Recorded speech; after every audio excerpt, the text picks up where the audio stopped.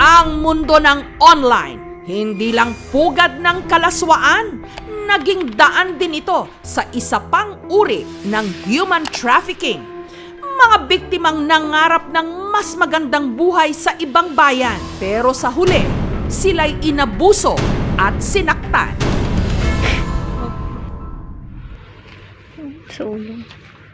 Sa isang video, makikita ang mga latay na tinamo sa katawan ng isang lalaki at isang transgender na kapwa niya Pilipino. Ang mga videong ito ng pananakit nakunan sa isang lugar sa bansang Myanmar o ang dating Burma. Pinangakuan daw sila ng magandang trabaho at malaking sweldo, pero lingid sa kanilang kaalaman at labag sa kanilang kagustuhan, nauwi sila sa pagiging cyber slaves. Grabe yung mga tama mo sa likod, ah. Nakausap ko ang dalawang biktimang nasa video.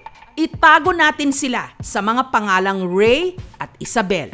Kwento ni Isabel, dati siyang teacher at call center agent sa Pilipinas.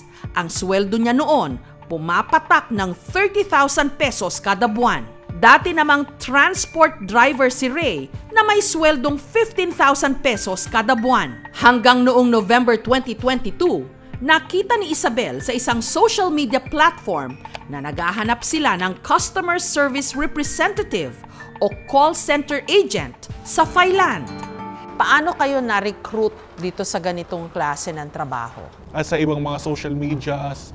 Ngayon po, meron po doon na customer service hiring. Nag-leave naman ako ng name and contact number ko. After 30 minutes to 1 hour, may kumontak agad sa akin. Si Ray naman, may nakilalang agent, Disyembre ng taon ding yon. Mabilis daw na naproseso ang kanyang mga papeles dahil ang ilan sa mga ito, pineke pa di umano ng nagpakilalang recruiter. Ang alok na sweldo, $1,000 o 55,000 pesos. Hindi hamak na mas mataas sa sinasahod nila sa Pilipinas. Libre rin daw ang pagkain at tirahan. Kaya mabilis na kumagat sina Isabel at Ray sa job offer. Normal na process ng employment. Nag-send sila sa akin ng application form. After ng application form, meron pa silang test. May initial interview din sila. Tapos meron silang final interview na nagpasan ko lahat yon. Online yung interviews? Online po yun, by phone call. Walang patumpik-tumpik. December 8, 2022, nakalipad si Isabel papuntang Bangkok sa Thailand. 2 araw lang ang nakalipas, nakalipad din si Ray. Sabi ni Isabel, sa immigration counter pa lang sa airport sa Thailand, napansin na niya ang tila VIP treatment na ibinigay sa kanya. Feeling ko immigration officer siya kasi naka-uniform siya. Hindi ako pumila doon sa immigration lane ko saan may ibang mga foreigner. Nagbukas siya ng sarili niyang booth para sa akin. Ako nang mag-isa doon. Kinuha niya yung passport ko, walang tanong-tanong, nag-stamp siya. In-stamp niya yung passport ko, tourist visa. Tapos sinamahan niya pa ako palabas. Paglabas ng airport, sinundo raw sila ng isang car rental. At mula Bangkok, bumiyahe raw sila ng 8 oras kasamang iba pang mga Pilipino. Mahabang paglalakbay na hindi nila alam kung saan patutungo. Hindi ko alam kung anong probinsya na ng Thailand yung pinagdalhan nila sa akin. Dinala nila ako sa liblib na lugar. Kinabukasan, sinundo na ulit ako ng driver. Sa pagsundo niya sa akin, hindi na siya mag-isa. May kasama na siyang mga army. Makaraan daw ang ilang oras, bumiyahe naman sila ng 20 minuto sa isang masukal na lugar hanggang narating nila ang isang ilog. Yun na pala ang border ng Thailand at Myanmar na tinatawag na Mae Sot District. Mula rito, isinakay naman sila sa isang maliit na bangka. Pinapasakay nila ako sa bangka, ayoko. Kinuha nila yung mga maleta ko, sinakay nila na una sa bangka. Tapos, sumakay na yung ibang military army. Kaya sumama na rin ako kasi ayaw sumakay nung iba. Takot ako. Nakatakot. Pag ando ka sa sitwasyon na yon, hindi mo alam. Wala kang makausap ng maayos. Hindi kayo nagkakaintindihan at armado yung mga kasama mo. Pagkababa, narating ni na Isabel ang isang lugar na maraming buildings. Para raw itong isang malaking syudad. Yun na pala ang tinatawag na Scam City.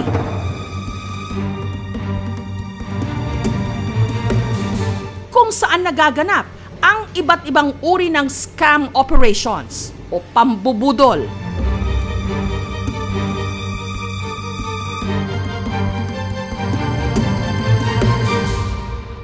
Nakita ko yung loob. Isa siyang community na panay building. Almost pare-parehas yung mga itsura ng mga building. Nung nakapasok sila sa loob ng opisina, doon palang ipinagtapat sa kanila ng ilang di umano'y Chinese nationals ang totoong trabahong napasukan nila. Hindi bilang mga call center agent, kundi bilang mga scammer o manloloko, mambubudol. Akala ko CSR ang trabaho.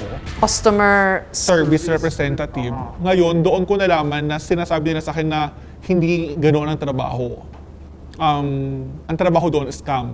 Anong reaction mo, Ray, nung sinabi sa'yo na ang trabaho dito, scam din? Nalaman ko na lang po sa mga kasamahang Pilipino po na nandun po. Ang ipinangakong sweldo na $1,000 o 55,000 pesos kada buwan, naging $300 o 16,500 pesos lang pala.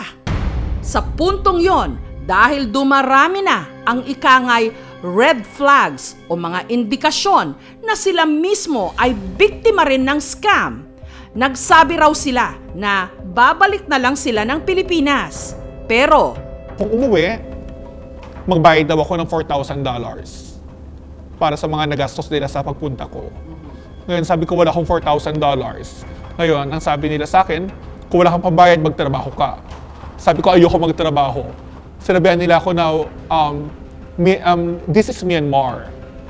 There's no government here. We control this area. We can kill you. parang masamang panaginip. Wala na raw nagawa sina Isabel at Ray. Kaya napilitan na lang silang maging mga scammer. May mga target silang country, mga bansa.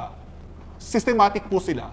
Meron silang database kung saan kami kumukuha ng mga pangalan, contact number, at iba pang details sa mga target customer namin.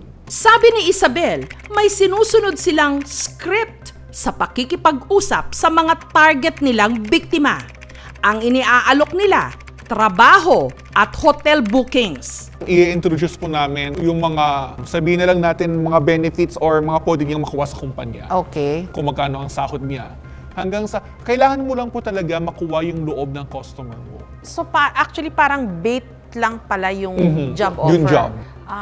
Ang totoong pakay nyo, makapag-invest yung customer. Yung customer. Okay. May quota raw ang bawat team.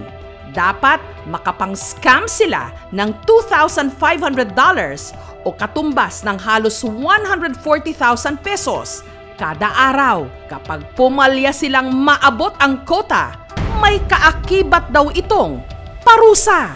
Ano nangyayari pag hindi nyo na-meet yung quota? Pag hindi po na yung quota, may time po na tatanggalan po kami ng meal card. Ganun po. Meal card? Yung access po namin sa pagkain. Hindi kayo pakakainin.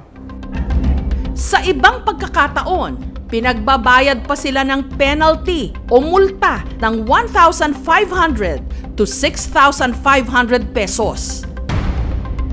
Pero ang pinakamalala sa lahat ng parusa, ang pananakit sa kanila. Sa videong ito, pinatatakbo ang ilang mga biktima sa isang basketball court ng mahigit 1 oras. Sa isa pang video, makikitang pinatayo ang isang babaeng biktima. Maya-maya pa, paulit-ulit na siyang pinalo ng yantok sa loob ng isang kwarto. Sa isa pang video, makikitang nakahilera ang mga biktima para parusahan. Pag ubus na yung pera mo, Doon ka na po nila sasaktan. Palala ng palala po yung punishment. sinasabi ng kumpanya, damihan nyo yung maluloko ninyo. Dahil kung hindi, paparusahan kayo, sasaktan kayo. At ang mas malala, meron ding kinuryente. Suntok, hampas, sipa, kung ano-ano yung hinahampas sa akin, keyboard, may kahoy, may bakal, may latigo. Wala silang bukang bibig kung hindi kontrolado namin ang lugar na to. This is Myanmar to. Pera namin ang natakbo dito.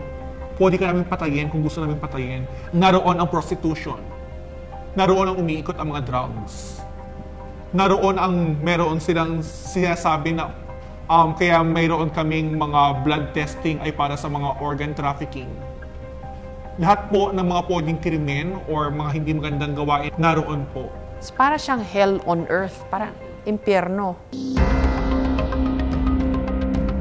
Dahil sa mga pang-aabusong naranasan at nasaksihan, gumawa ng paraan sina Isabel at Ray para makausap ang police attaché ng Embahada ng Pilipinas sa Bangkok. Ang problema, may nagsumbong sa kanilang plano, kaya nagsimula na raw ang kanilang mas matindi pang kalbaryo. Kami po yung tinuturo nilang promotor ng paghikayat ng mga Pinoy na para umuwi po at nag-report daw po kami sa embassy. Nauna po siya sa akin. Then after a few minutes, ako naman po yung sinunod nila. Same din sa harap ng maraming empleyado. Hahatawin ka kahit saan parte na gusto ka nilang hatawin po. Kaya ang ginawa na lang namin po, ang sinafety na lang po namin yung ulo namin. Sa mga videong ito, makikita kung gaano kalala ang sinapit ni na Isabel at Ray. Si Isabel nagtamo ng mga latay at pasa sa likod at balikat, habang si Ray may mga latay sa braso, balikat, likod, pati na sugat sa ulo. Akala raw nila nung mga oras na yon, katapusan na nila. Mind-boggling nitong napasok nyo. Ano yung mga naiisip nyo habang nangyayari lahat ng ito? Sa totoo lang, nagpapasalamat lang po ako na buhay ako. Kasi akala ko talaga hindi na ako mabubuhay eh. Kung papalarin ako o magkakaroon ng pagkakataon na kahit ilan sa mga naging customer ko dati na makausap, gusto ko humingi ng personal na pagpapaumanhin. Gusto ko humingi ng pasensya, ng sorry, in person. Gusto ko sila makausap. Hanggang nitong July 1, pinayagan din silang lumabas ng Scam City. Mula Scam City, nakabalik ng buhay sa Thailand sina Isabel at Ray. At noong July 7, tuluyan na silang nakauwi ng Pilipinas. Sabi ni na Isabel at Ray, marami pang mga Pilipino ang nananatiling bihag o parang hostage sa Scam City noong mga panahong yon. Kaya agad kaming nakipag-ugnayan sa police attaché ng Pilipinas sa Thailand para makasama sa gagawin nilang pagtulong sa ilan pang mga Pilipinong biktima. Kasama ang senior news correspondent na si John Consulta, tumulak ang aming team papuntang Thailand. Ang oras ay mag-aalas 11 nga ng gabi, Manila time, no? Dito sa NAIA Terminal 3 sa Manila. Pupunta ngayon tayo sa kasama ng ating crew sa may bahagi nga ng bansang Thailand. Hopefully marami tayong mga kababayan natin na masundo mula nga sa mga scam hub na nag-ooperate sa bansang Myanmar.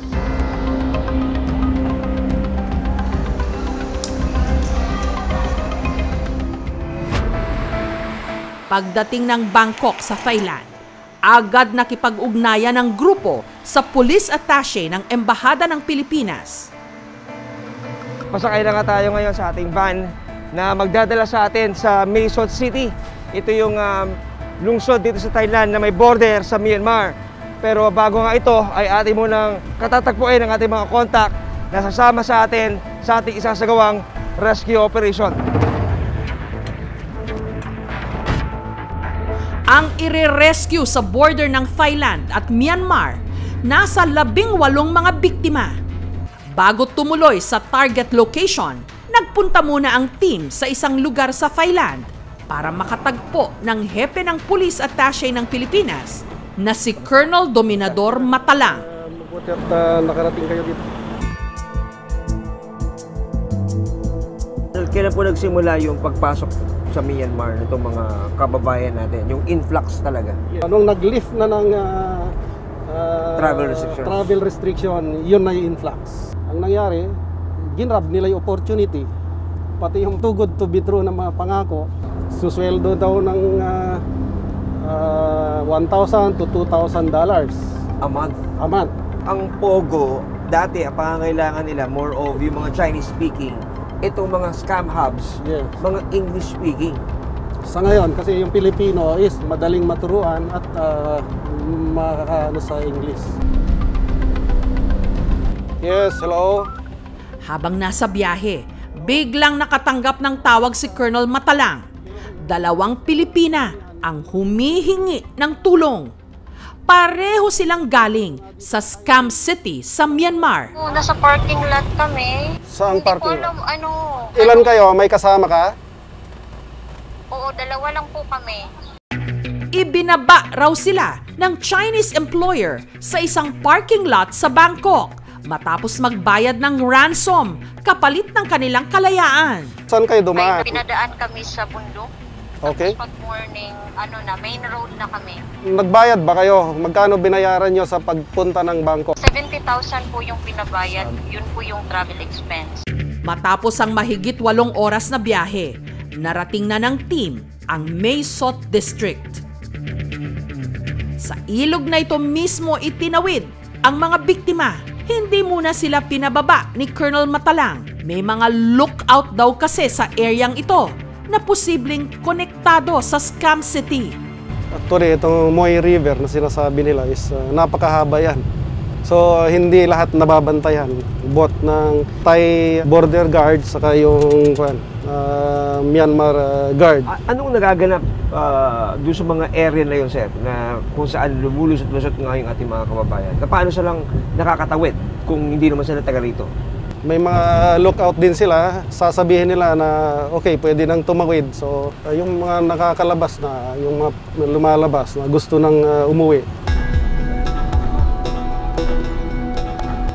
Nang masigurong ligtas na, pinababa na ang team sa safe house kung saan nakituloy ang mga na-rescue na biktima. Dito na nakita ng team ang 18 nating mga kababayan na nanggaling sa Scam City. Kabilang sa kanila ang mag-asawang Ruel at Cindy. Nakatulad ng ibang biktima, niloko rin at ginawang scammer. Nakakakonsensya po talaga na mga scam. Pero wala naman din po kasi kami magawa, nasa loob po kami. Parang napipilitan na lang din po kami gawin yung mga gusto ng boss namin kasi natatakot din po kaming masaktan. Nakaranas din daw sila ng parusa sa loob ng Scam City. Paano paraan kayo binibigyan ng, kung sabihin natin, pagpapahirap, ika nga? Magpapumping po kami minimum of 200 times. Kaya yun po, hirap na hirap po kami doon kasi kung 50 o 100 pa lang po, mahirap na. Yung 200 pa po. Ang Myanmar kasi unstable yung government. Yung kanilang criminal activities is madali nilang magawa kasi yung government which is unstable. May mga faction pa rin ng mga rebels na nakikipag-alyansa dun sa sa junta government. Sa tulong ni na Colonel Matalang, nakalabas sila ng Scam City kasamang iba pang biktima ng human trafficking.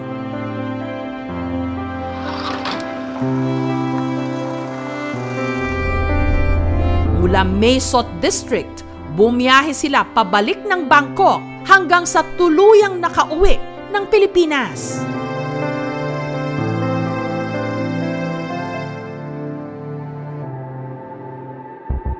Mula 2022 hanggang sa kasalukuyan, umabot na sa halos 200 ang bilang ng mga Pilipinong nailigtas mula sa Scam City sa Myanmar. Ang masaklap, tinatayang nasa halos 400 pa ang mga Pilipinong naiwan doon.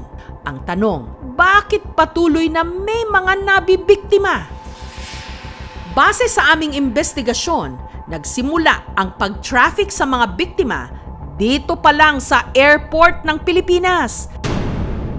Sa investigasyon ng NBI, nagkaroon ng sabwatan ang illegal trafficker at ilang mga tauhan ng BI o ng Bureau of Immigration. Katunayan, nito lang January 2023, nakuna ng closed-circuit television o CCTV kung paano nangyayari ang pagpapalusot sa ilang na-recruit na Pilipino palabas ng bansa. Base sa investigasyon, unang sinabihan daw ng recruiter ang 6 na biktima na dumiretso sa counter ng kasabwat na immigration officer. May senyas pa kung kailan siya lalapitan. Ito ang tinatawag na upo-tayo modus. Sa video, makikita ang biglaang pagtayo ng immigration officer sa kanyang cubicle sa Clark International Airport sa Pampanga. Pag-upo ng immigration officer, hudyat na raw yon para lumapit ang biktima ayon sa NBI. Kapansin-pansin na hindi na sila tinanong, mabilis na iniscan at tinatakan ang kanilang mga passport. Pero pagdating nila sa second screening, doon na sila naharang ng mga otoridad. Sinampahan ng kasong paglabag sa Anti-Trafficking in Persons Act ang immigration officer. Malaking problema, usapin ng pag-combat sa human trafficking, yung mismong gobyerno rin. Maraming mga tauhan, maraming mga opisyal ng gobyerno, yung tuwirang sangkot sa human trafficking, no? Sariwa pa sa isip natin yung pastillas scheme, no? Yung mga extortion activities na mismong nagaganap at na idodokumento sa NAIA, no? At marami pang forma. Ito po mga ganitong activities ay hindi po tinotolerate ng ating management. Immediately po nag-order ng investigation at pinakasuhan po agad-agad yung immigration officer involved. Sa Trafficking in Persons Report na ginawa ng US State Department at inilabas ngayong 2023, umabot sa 233 ang mga administrative case na isinampa laban sa mga immigration personnel na sangkot di umano sa trafficking. Pero ang nakababahala, pati dito sa Pilipinas, nag-ooperate daw ang Chinese scamming syndicate. Ayon sa NBI at sa PNP, ang mga ginagawa nilang scammer, mga dayuhan mula sa iba't ibang mga bansa sa Asia, katulad ng Thailand, China at Vietnam. Katulad ng mga Pilipinong nakaranas ng pang-aabuso sa Myanmar. Sa Pilipinas din, nakaranas ng pagmamalupit ang ilang foreign nationals na ginawa ring scammer.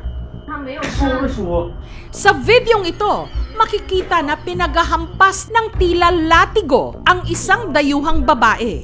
Sa isa pang video, makikita naman ang paulit-ulit na pananampal sa dayuhang biktima.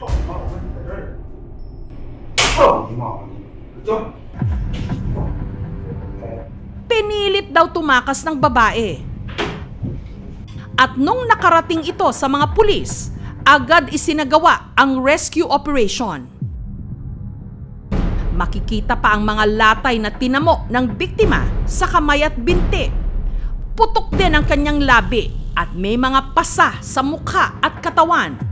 Hinuli rin ang ilang naabutang Chinese sa loob ng bahay. Sa mga nakalipas na buwan, libo-libong biktima ang na-rescue ng mga otoridad sa ilang scam hub sa bansa. Pinakamalaki ang na-raid sa Las Piñas City kung saan umabot sa mahigit 3,000 ang ginawang scammer. May ilang mga Pilipino rin, pero karamihan sa kanila, mga dayuhan. Napasok ng senior news correspondent na si Emil Sumangil ang mga building na nagsilbing scamming center.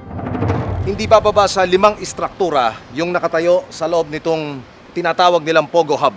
Ito hong nasa unang building, yung mismong ground floor, dyan po matatagpuan yung tinatawag naman nilang parang entertainment complex. Dyan ho nagpupunta yung mga manggagawa, pag daw naka-break, pag naka-day off. Hindi na ho daw kailangan lumabas ng mga manggagawa dahil kumpleto na ang mga amenities, ika nga nila. Meron nung medical clinic, merong dental clinic, pati grocery narito na ho.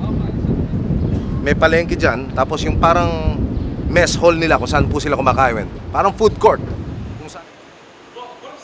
Binabanggit ho sa atin ng mga pulis, nung hindi pa tuluyang sinasagawa ang raid, napakasaya daw sa lugar na ito. Bukas ang mga ilaw, napakaliwanag. Masaya dahil merong parang seafood market. Kung inyo makikita. Dito nag-iipon-ipon yung mga manggagawang dayuhan. Meron na rin ilang Pilipino. Dito sila nagsasalo-salo. Meron silang sariling palengke. Para na raw hindi na rin sila lumabas ng property na ito. Sa loob ng isa sa mga gusali, makikita ang nagsilbing dormitoryo ng mga biktima. Naabutan din ng team ang ilang mga biktima habang pinoproseso ang mga papeles nila sa Bureau of Immigration. Katulad ng naranasan ni Ray at Isabel, nang i-scam din ang mga na-recruit na foreign national. Sa isa pang scam hub, ipinakita sa amin ang ginamit na computer sa scam operations. May script na sinusunod. May mga automatic reply din sa mga scam victim. Bibigyan ka ng commission ng 25 pesos, so magkakaroon ka ng 175. Yan. Tapos VIP to 500. So depende sa laki ng i-invest mo, yung laki din ng balik sa'yo. Sa isa pang kwarto, tumambad sa team ang mga cellphone na nakahilera na konektado sa isang computer server. Pati na rin ang napakaraming SIM cards na ginagamit din daw sa scamming. Ang mga na-rescue na mga biktima, pinauwi na sa kani-kanilang mga bansa.